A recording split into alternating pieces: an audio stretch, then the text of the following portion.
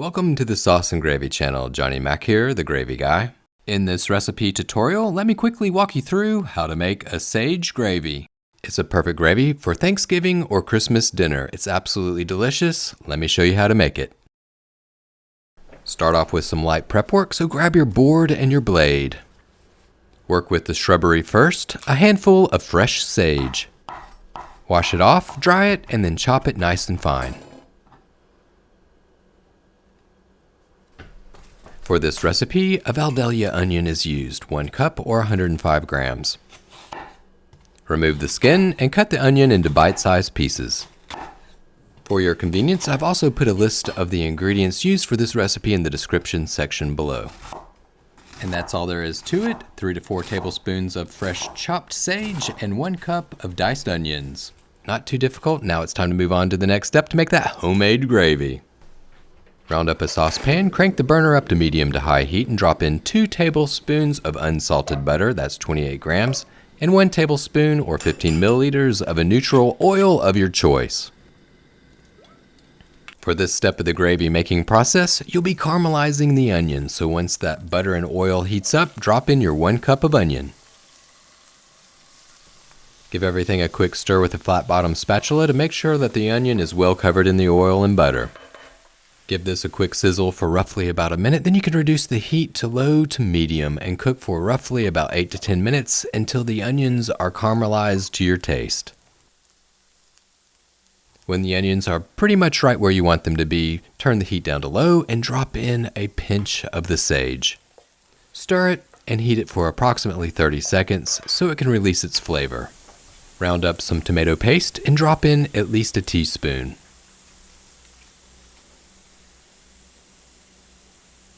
Quickly mix the tomato paste into the onions and you're ready to move forward to the next step.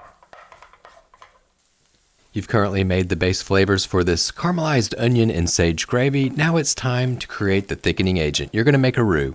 So move all of the onion mixture to the side and drop in some unsalted butter. 4 tablespoons or 56 grams.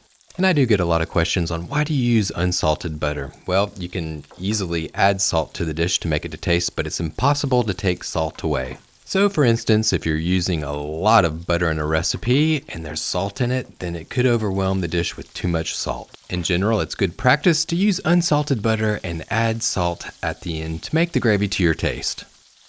Next up to bat, 4 tablespoons or 32 grams of all-purpose flour. Your burner, it should be over low to medium heat. Grab a whisk. Begin by slowly mixing the butter and flour together at first. Once it's well combined, stir all the ingredients together. Make sure to watch the temperature level of your pan. You don't want it to be too hot. You don't want to burn your roux. And you'll also want to make sure that you give it an occasional stir. Once you smell a warm, nutty smell coming from the roux, you know it's time to move on to the next step, adding the cooking liquid. For this homemade from scratch, caramelized onion and sage gravy, your cooking liquid options are endless.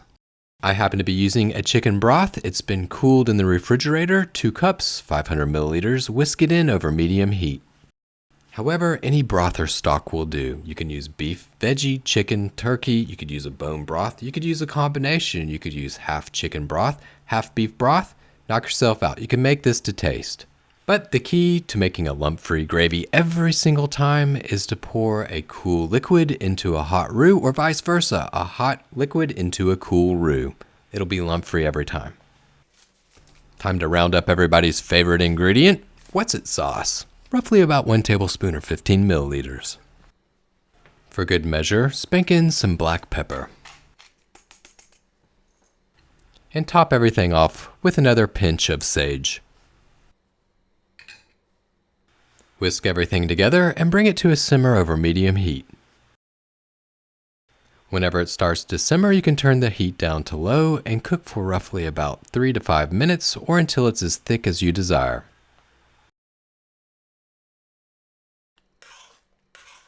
Once the gravy is as thick as you like, you can add the remaining portion of the sage. Mix it in, cook it for roughly about a minute or so. But check it out, look at this gravy, it's nice and thick. It's the perfect consistency to drizzle over mashed potatoes, pour over turkey, or submerge that stuffing in. At this point in the gravy making process, you can turn down the heat. There's one last thing to add. Apple cider vinegar, 1 tablespoon or 15 milliliters. Give it all a 360, and if you like sauces and gravies, or if you know somebody that does, check out the Sauce and Gravy channel cookbook, Sauces Made Simply. It's a great way to step up your sauce and gravy making game, and it's a perfect gift idea for the holidays or even a birthday. I'll put links in the description section below, as well as on the Sauce and Gravy channel website if you'd like to round up a copy. But would you get a load of that? It's thick, the sweetness of the caramelized onions in combination with the herbaceous flavor of sage for the holidays. Oh yeah, what a tasty delight. And as always, it's a good idea to taste the gravy to see if you need to adjust the seasoning. So this is the point for all of those people that ask about the salted versus unsalted butter, where you would adjust the seasoning to add more salt if necessary to taste. You can add more black pepper, add more sage. You can even add more apple cider vinegar if you like that tanginess to your gravy. So there you go.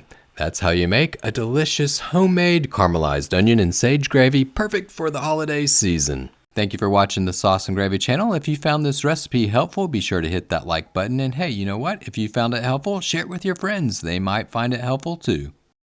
Thanks again for watching. Remember, it's just you, me, and the sauces. Keep whisking, y'all.